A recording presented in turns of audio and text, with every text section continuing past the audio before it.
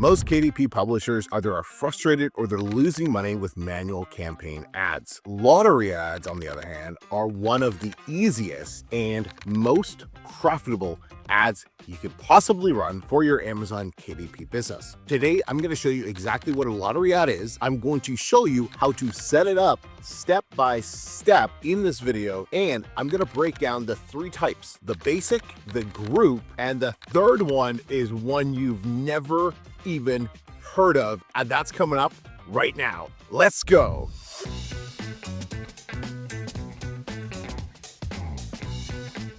Hey everybody, this is Emeka, and this is the Publishing Academy YouTube channel. And our goal is really simple: give you the best free KDP content you can possibly find here on YouTube that helps you make money today. That way, once you're making money, you can work with us and we can help you scale inside the academy to $20,000, $30,000, $40,000, $50,000 a month like our students. So with that said, let's get into today's video, and I'm ready. It's lottery ads. I'm super excited. My original lottery ad video was probably one of the biggest videos that I've done. It's at least one that most people know me from, and I have been waiting to bring another second version of that video, and today I'm gonna bring them. We are going to not only show you how to set up your first lottery ad in this video, I am going to show you at the end a lottery ad that nobody else knows about. And this is going to change. This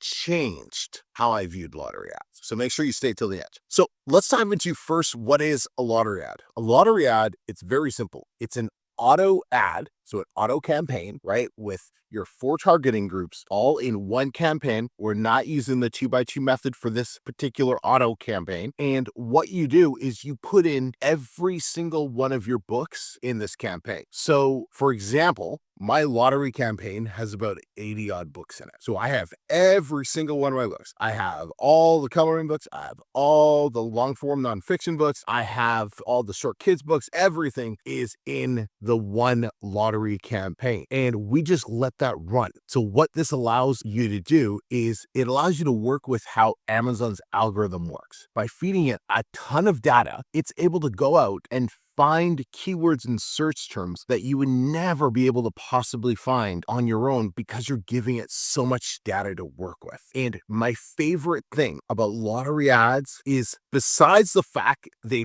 print money, is they are zero maintenance. Like zero. I look at my lottery ads usually like once a month is probably, like, I'd say that might be a little too often. It's probably once every like 6-7 weeks, right? Or once every 2 months, because there's such a low cost. We're talking like between 6 to 10 cents bids. It takes a little while for those to get into the unprofitability territory. But what's super effective is because you're only spending 6 to 10 cents for a click. When you get a sale on one of the books, your ACoS is like 1%, 2% ACoS, 3% ACoS. For context, 20% ACoS is high for a lottery ad. And so before we get into setting up your lottery ad live right here in a second, I need to remind you that lottery ads, like any ads, won't fix a bad book. If your book sucks, like bad cover, bad title, bad topic, whatever, lottery ads aren't going to do too much for it. You have to already have a good book. You have to have a book that's going to be profitable in terms of like the topic it's chosen correctly, the cover's really good, your A+ is good, your description is good, right? The content inside your book is good. All of that always is going to trump anything, right? Because what do ads actually do? They add a magnifier to your book. If your book is a great book, it makes great books print money. But if your book sucks, it just makes you lose money faster.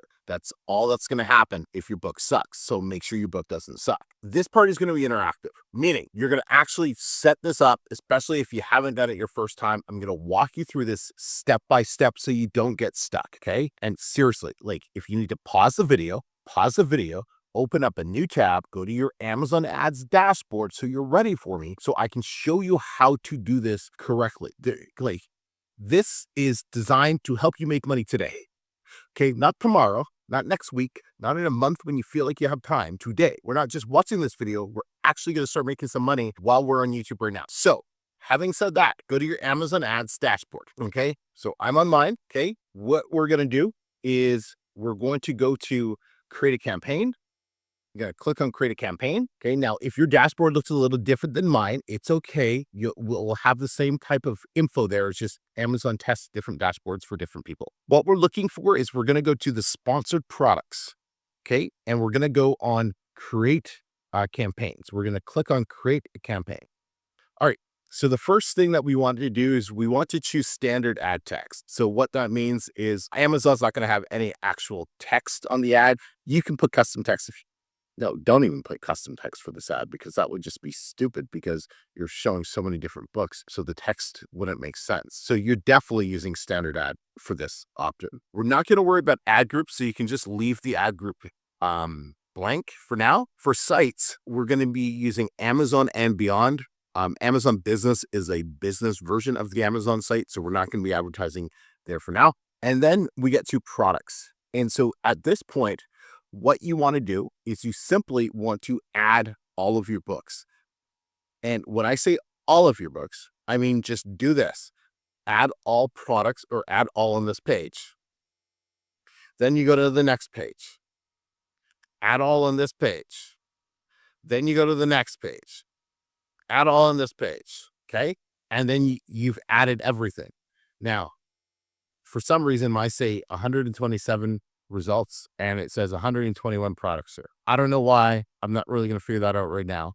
So you're going to add all your books. So you're going to add old books, new books, books that don't sell, everything, because we are going for clicks at such a small rate that we can afford to literally advertise everything. And in fact, the more books you have in your lottery campaign, the better the campaign tends to do. And over time, when you're optimizing it, you simply just turn off the books that are not converting. And that's something we'll get to later. Then for targeting, we're doing automatic targeting for this, right? We're not doing manual targeting. So we're doing automatic targeting. We're going to set the default bid.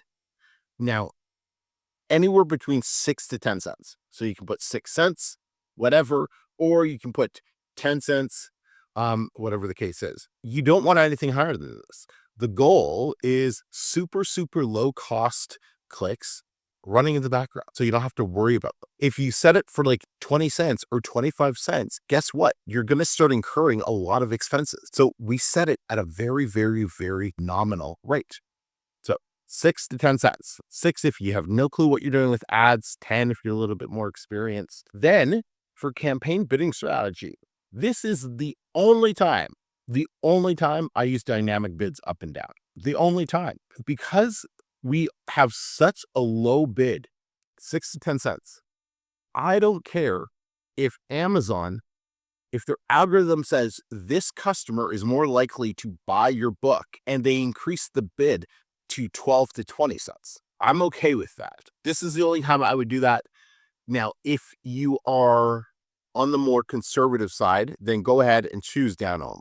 That's completely fine. We won't worry about bid adjustments for this time around. And then for naming the campaign, all we do is lottery, and then you can put auto. You kind of know it's auto, all books, or just all. And that would be it. And I'm very particular on how I name my Amazon campaigns, just because it helps with the KDP ad intelligence agents that I run. So it knows to identify the campaign as a lottery campaign or as a regular campaign with the break-even number or the break-even ACOS at the end here. But because the break-even ACOS is going to be so different because you have a billion different books in here, we can't actually put a break-even ACOS there. Right. Then you're going to add it to your lottery campaign folder or portfolio rather, and your daily budget. I'm just going to put $100 just because I want Amazon to know that I'm willing to spend money. You're not going to spend anywhere near that. That would be insane at such low clicks or such low bids per click. So you don't have to worry about that, but it's more about sending Amazon the signal that you're willing to spend money. And so they're more willing to test and throw your campaign out and get you more impressions. That's the science behind this. That's that. And then all you're going to do is you're going to hit launch campaign. Hey, real quick, if you want to publish a book on Amazon and make money from it, I got this for you. I'm running a free 3-day publish and profit challenge. By the end of it, you'll have a book published on Amazon and making your first sales. I've been publishing for over 9 years. I've published hundreds of books, helped thousands of people do the same. If you don't know where to start, or you can't find a profitable topic, or you just don't want to waste time or money, this is for you. Day 1 is finding your topic, creating your book title, getting your cover locked in. Day 2, it's all about building your book. It's doing the research, creating the outline, and writing your entire book. And then day 3, polishing your book, publishing it on Amazon, and showing you how to generate your first sales. And this is free. I'm showing you the exact way to build this business without having to hide it behind a paid course. And to show you how simple this is, my 10-year-old daughter has even published her own book using this exact same framework. Actually, Daddy, I found this free. You're also going to get my free support group, and you're going to get the custom GPT that I built specifically to help you with this challenge. Just click the link in the description or go to publishingacademy.com/challenge. You'll get an email. It'll be the link to get into the school group. In the classroom section, everything's laid out. Go do it now. Congratulations. You got your first lottery campaign set up. This is super exciting. That's awesome. Now, what you do next is you forget about it for 14 days. Look, not much is going to happen over the first week because the bids are 6 cents. So it's going to take a while for this thing to get going. After 2 weeks, you're probably going to start to see a bit more questions and things will start having some clicks. But it's probably going to be a month and a half, 6 to 8 weeks before you really start seeing anything happen. So this is something, it's a slow game. You got to be patient with it. But how does this work out for you? You can see these are all the lottery campaigns that I'm running. And this is over the lifetime.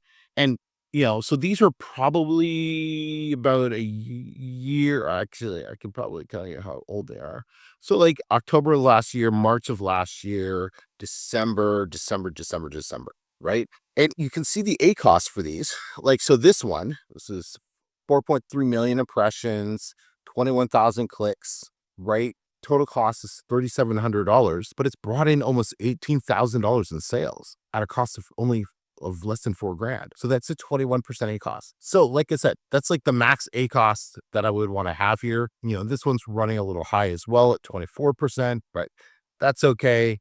9% here. That's way better. What's this 35? I think that one was Italy that I just completely purged a whole bunch of books on. This one's at 22%. And then, this one's not bad. 18% ACoS. Now, that brings us into the second type of lottery ad that we can run here. And that is lottery ads grouped by types of books. So for example, you see this is lottery all coloring. What that simply means is that lottery campaign is one that I have all my coloring books in. So there's no other nonfiction books or anything like that inside that lottery campaign. The reason we do this is when we create one campaign with all similar books, it's sending Amazon very different signals than when we do the one general campaign. Now, your first obvious question is, well, Emeka, should I not set up a general lottery ad campaign? No. Set up the general lottery campaign for sure, because that one is it's easy. You're going to get sales on books that you've never thought of before. It's a great thing to do. In addition to that original one, you want to set one up that is just specific to a certain types of books. Now, one thing I didn't mention before is how many books is the minimum requirement for a lottery campaign to be a lottery campaign? Is it one book? No, that would just be called an ad campaign. This only works if you have multiple books. There's not real minimum, but I would say minimum of 5 books, right? A minimum of 5, probably closer to 10, but definitely not 2 or 3. It's just not going to work the way that it's designed to. You have to have, a decent number of books in there. Now, what's the maximum number of books? There is no maximum. You can just put as many books in there. As I publish new books, what do? I simply just add them to the general lottery campaign. So we published a couple more books over the last 2-3 weeks here, and we added them to the lottery campaigns. And you'll also notice here on my screen, right? We have lottery campaigns running. United States, Netherlands, Italy, United Kingdom, Austria, Canada, or Australia. Austria, United States. We did have other countries, but those other countries, like I had Germany for one, I had Spain, I just turned off a few days ago, and they were just not converting very well at all. The ACoS was just running high, and we weren't getting the same type of results. So I'd rather, wherever I'm spending my money, I want to maximize the ROI on those ad dollars. So I'm simply just not going to run lottery campaigns in those countries. I'd rather just focus on the ones that are easier to print money on. I'm not saying that's going to be the same for you. What I am saying is you should test it in all the markets and then see what happens. Now, those of you who are just starting off, only test it in the English markets for right now. UK, US, Canada, Australia, just test it in those four because they are the biggest and they will give you the most data and the biggest ROI for your money when you're brand new. Going back to the niche specific lottery campaigns. So don't get crazy on this because I know some of you are going to be like, oh, well, I have I can clump these books together and call it a lottery campaign. I can clump these books together and call it a lottery campaign. And you're going to go crazy like that. And you're going to end up having all these different campaigns that are just going to do nothing but confuse you. I say all coloring books. Okay. Then you could set up one for like all puzzle books, or you could set up one for all journals, right? Could you sub niche that down a little further? You could, but should you? I would err on no, right? I have two distinct coloring brand books that probably have both about 40 to 50 books in them. Could I do a lottery campaign for brand A and then another lottery campaign for brand B? I could, but why would that really matter? Because customers don't know the difference. Amazon sure as hell doesn't care about the two brand names. They just care, these are coloring books. Let me find customers who want coloring books. So I feel like it would just add more work and more things for me to manage than the way I set it up with all coloring books. So I want you just to take that information and think about it before you start segmenting your lottery campaigns into like 50 different levels. Now, the third type of lottery campaign is something I've just started, but this has completely changed how I look at running lottery campaigns. And I honestly wish I had done this from the beginning. And once again, guess what I've done? I haven't touched my original lottery campaigns. I've kept all of those going. I'm not going to mess with what's printing money, right? We never mess with what's printing money, ever. We just add another layer to it. And so this new lottery campaign is called 1-to-1. And what that means is it's a lottery campaign with one product in one ad group. In the beginning, I showed you how to add your products, and you added every single product inside that one ad group. For the 1-to-1, what you're doing is you're going to have all of those products, but each in its own separate ad group. So that means you'll have your campaign, right? This is the campaign. And then the ad group is going to have 50 or 100 different ad groups. And so you can see this one just has 20 so far because I just turned it on. But here's what's so powerful about this. Once this data gets going, and there will be a follow-up video to this so you can actually see the results in a couple months. But once the data starts going, what you can do is now I can individually monitor each book. See, the downside of the generalized lottery campaigns is I can make an adjustment. If I go into my lottery campaign, see, I have one ad group. So if I go in there and I want to make an adjustment for one of my books, I can't because I have to make an adjustment to the entire ad group that has all of my books inside of it. So if if I want to, if there's this one book, let's find a book that's doing well here. Let's find one. Okay. So, okay, here. So this cookbook here has 48 clicks and 4 purchases for 7.8% ACoS. Bloody awesome. Okay. This is in the last month. I want to scale that. How do I scale that? I can't. And that's the issue. But what I can do inside my 1-to-1 lottery ad is I can go and I can open up said ad group. I can go into targeting, and now I can go in and I can adjust all the individual targets and bids, and it's only going to affect that one book. This is going to allow me to scale my lottery ads in a way I've never been able to manage them before. And that's what's so cool about this new way of running lottery ads. So like I said, I'm going to have a lot more information once I let this run for the next 2 months, because I'm just super, super excited to see, because that's always been a drawback when you see campaigns with 20, 30, 40 orders and it's like less than 10% A cost. And you're like, I just want to scale you so bad. Right? But you can't, because it's bundled with everything else. And if you make one change, it affects the entire campaign and all the other books and everything as well. But this doesn't. What do you guys think about that?